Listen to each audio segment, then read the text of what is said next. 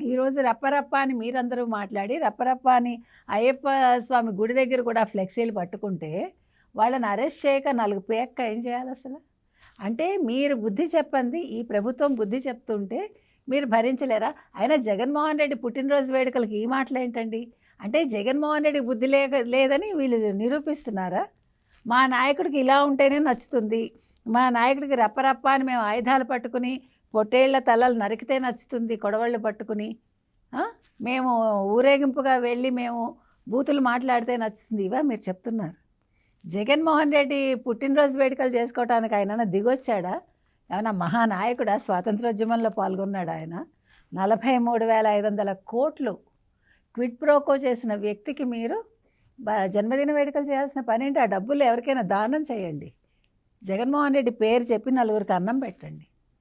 అంతేగాని సైలెన్సర్లు తీసేసి మేము బైకుల మీద వెళ్తాము. ఎవడు నేర్పించాడు ఈ సంస్కృతి? అసలు ఆ బైకులు అక్కడే ఆపి వాడిని 4 చితక్కొట్టి జైల్లో పడేయాలి. నాలాంటిదైతే అదే చేస్తుంది.